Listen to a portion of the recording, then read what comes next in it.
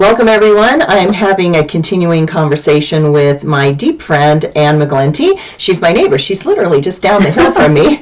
And when I got here to Willits, I can tell you that I was sort of surprised, like how many people were here that were artists and creative people and musicians. And, you know, the Cape Wolf Festival is up in this area, and there's a tremendous, kind of vibration, a certain type of energy that attracts these people. And, so I wanted to ask Ann, like, why did you come here? Like, what brought you to Willits? Well, so we were looking for property, and we were actually on our way up to Oregon, but we stopped in Willits to get a bite to eat, and then we saw that there was property available, and we came out to our piece of property, and we still had this idea, that we might be interested. So we put down $50. And he said, okay, I'll hold it for you. And lovely redwoods, but it was like covered with manzanita. And he said, and I'm very short, and he goes, see, you can see the view, you can see out to the ocean. Well, I couldn't really see it because, anyway. So anyway, we went up to Oregon and didn't really find what we wanted. And so we came back down, and we decided to spend the night. And so when we spent the night, there's something that happens in this area where the fog comes in and you feel like the ocean is right there. And then John, my husband, was sure he saw a UFO, so that was a selling point for him. That would be a selling point right? for me. I'm still waiting to see one of those, but that's a selling point for me. And we just slept out that night, and we're really there with all of the animals, because nobody lived on the property for a really long time. Later we found out that the Pomo people had lived on our property. Oh, wow. And else had been homesteaded. But anyway, that night we felt the magic of the redwoods and just all of the trees, and we knew that this was our place.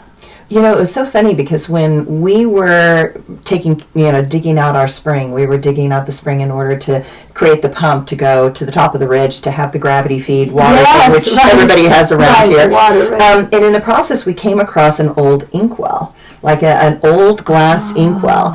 And, I thought, oh my gosh, somebody sat right here and was doing something with an old inkwell, whether they were marking, how many trees they were taking, or whether they were I don't know what they were doing, but here was this old inkwell that was from the 1800s. It was pretty amazing. What a treasure. Right, it's such a treasure. And, down below us, we have a really, really old apple tree, and it doesn't produce apples anymore, but it is an apple tree.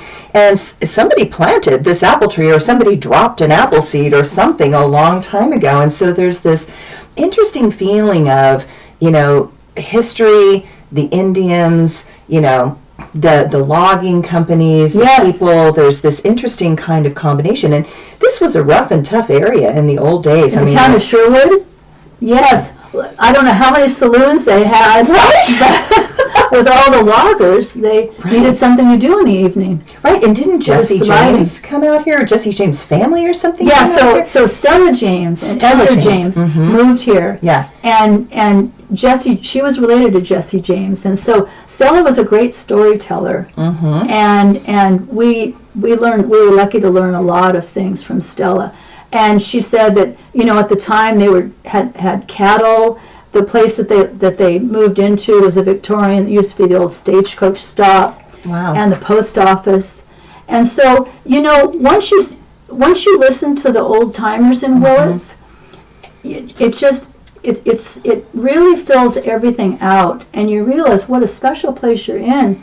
How many people have lived on the land and maybe lived on the land before you, and we're really just caretakers of the property, aren't we? Yeah. I think that's really the piece, is we're caretakers of the property. I have such a strong attachment to my redwood trees, right? Yes. It's like, I don't want anybody to hurt my redwood trees, and there's this personal, it's personal, and it's like you are the caretaker of this particular land. So you built your dream house, right? We did. You built your dream house. Yes, a Tudor Victorian, yes.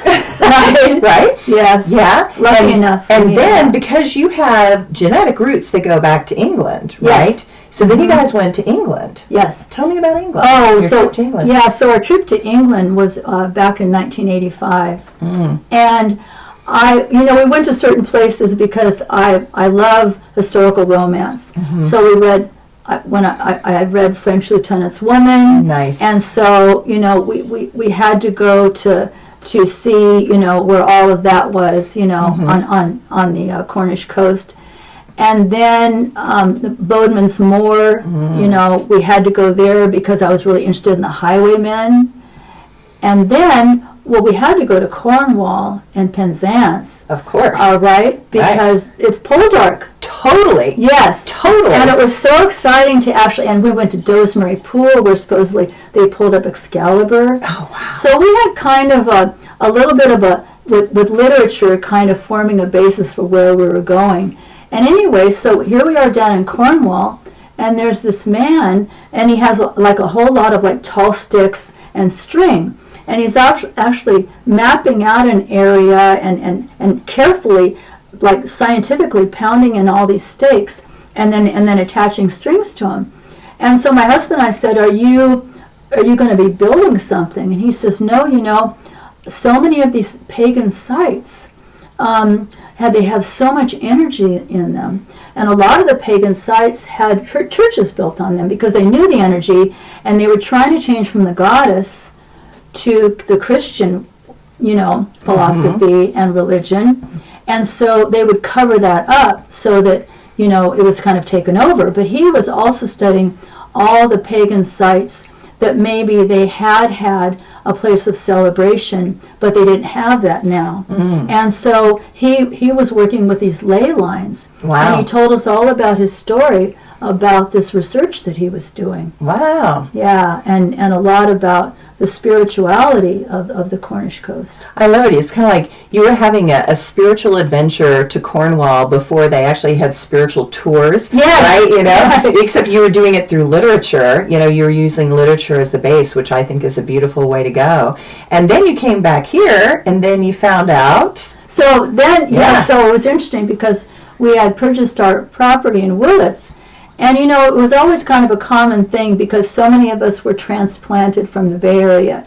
Well, why did you move to Willits, right? Right. And we spoke to this one woman, and she was very serious, and she said, oh, well, if you look at the latitude and the longitude lines, she said, Willits is right in the center of there. And she said, I knew that this was the place that I should be because it's a cultural center, and it's a very spiritual center. Wow. So I really took that in. I thought about that a lot. And then, just like you, we know so many artists and musicians and, actors, and we have, theaters. And it is, I find it's a real draw for people of the arts. Well, and esoteric people, people that are willing to kind of push into some edges and try some odd things or a little bit edgy, unusual things, right? I mean, I think that's cool too. I mean, I remember when I did my astrocartography years ago, and they said, oh, you're supposed to live, somewhere between Willits and Mendocino, and I'm like, there's no ballet company in Willits or Mendocino. Like, what the hell am I supposed to be doing there?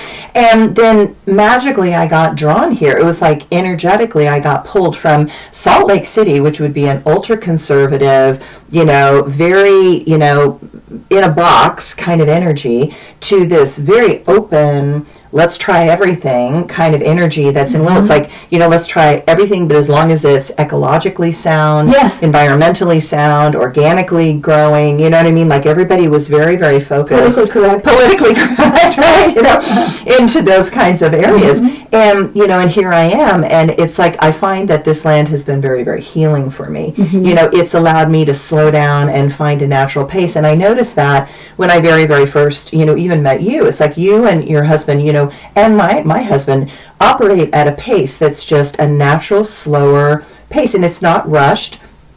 Nobody's rushing trying to do anything, right? That they kind of are in the flow with the land, and that the land almost is so strong it dictates the tempo.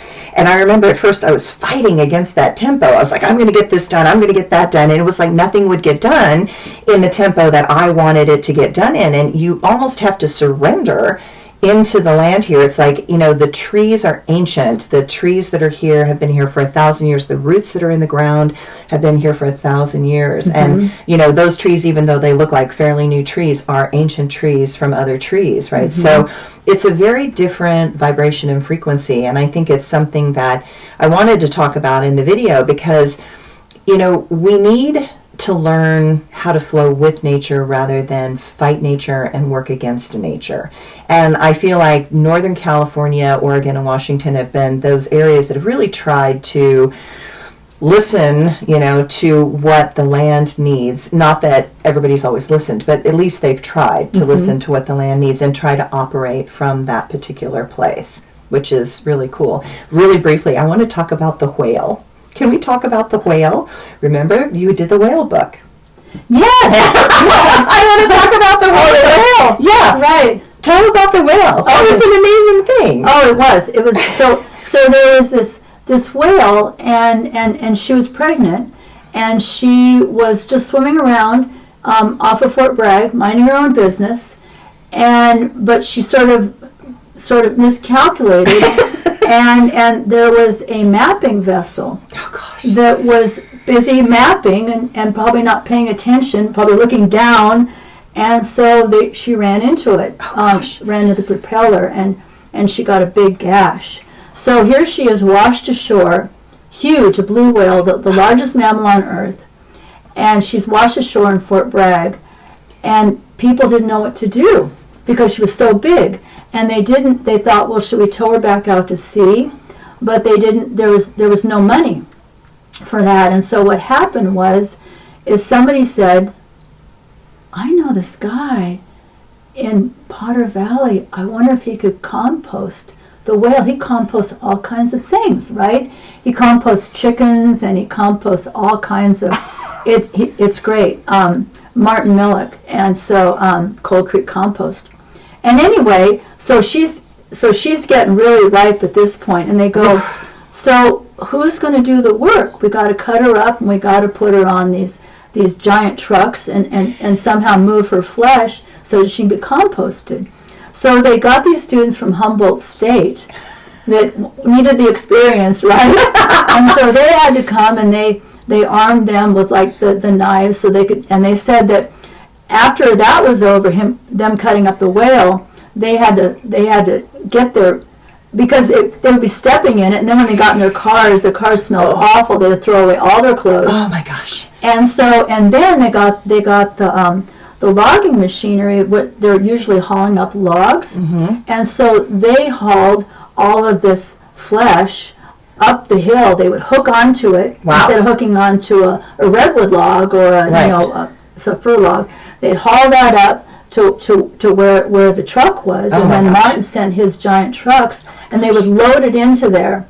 So they finally got it all done, and they traveled all the way from Fort Bragg over to Potter Valley. On a narrow little road. Right, on a narrow little road. And so then Martin was starting to compost it, and he didn't know how it was going to work, but he had to put it in his grinder. He grinds things up. Oh, wow.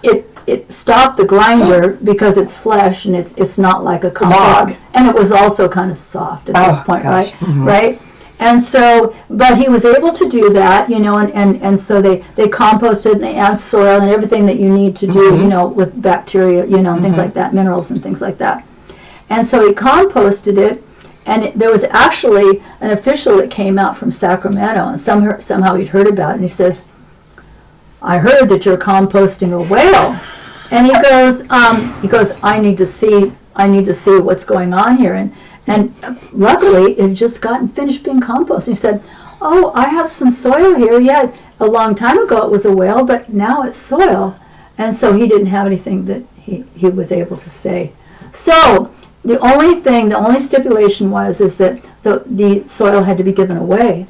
So they gave it to children. They gave it to children at the schools, and they gave it to the senior centers. Oh, wow. And so all this whale compost was given away, and it was wonderful because there was no waste. She lost her life, but then she went on to provide, food and things like that for people. I bet those gardens were amazing. They were amazing. Oh my gosh. Yes, all this free compost, Wow. So I was asked to illustrate that story with watercolors by Jed Diamond, who had the story from Martin. So it was an amazing thing. And it's a book that sold in Mendocino, right? And they named her Abby. They named her Abby. Yeah, Abby the whale. Abby the whale. And so the book is called Composting Abby. Yeah, Composting Abby. Oh my gosh. Right. I just thought that was such a great story. A whale of a story. A whale of a story. I just had to have you share that one because I love that story. Well, it was so Mendocino County, wasn't it? Right. To compost a whale. Right. Right. And it was all volunteers, and you just figure it out. And I think that's one thing about Mendocino County, is people are very resourceful. And you may not have what you need, but you talk to your neighbor and they can help you out. Right. Or you think of a totally different way to do things. Right. Yeah. Yeah, totally. And make it work. Yeah. Yeah. And then share it.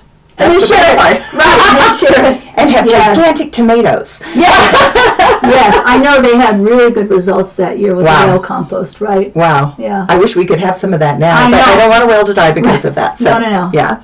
Cool. Okay. Thanks. Thanks, everybody. I hope you enjoyed our story. Yeah. Thank you.